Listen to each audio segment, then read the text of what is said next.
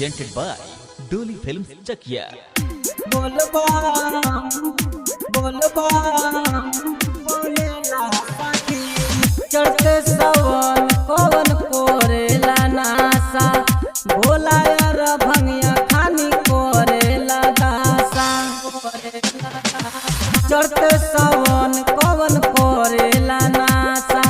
भोला यार भंगिया खानी कोरेला दासा पी के गांजा भांग डोलेला सखी भतार मोरा सपनों में ह बोलबम बोलबम बोलेला सखी भतार मोरा सपनों में ह बोलबम बोलबम बोलेला सखी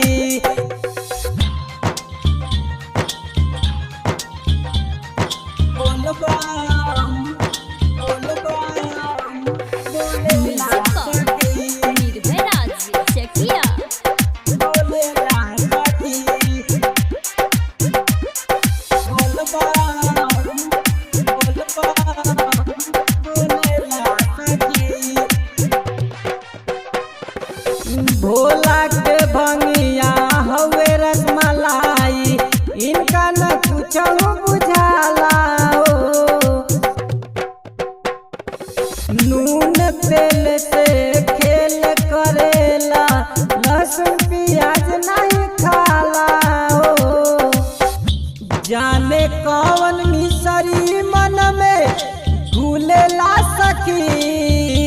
भतार मोरा सपनों में ह बोलबम बोलबम बोलेला सखी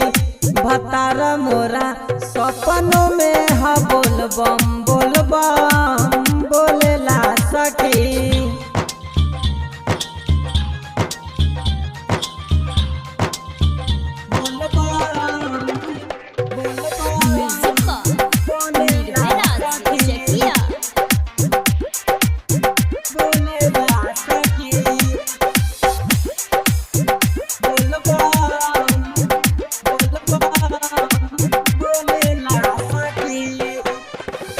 राइटर विकास के ये डरामा सूते न देला बजरिया हो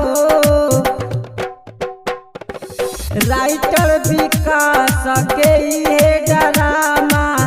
सूते न देला बजरिया हो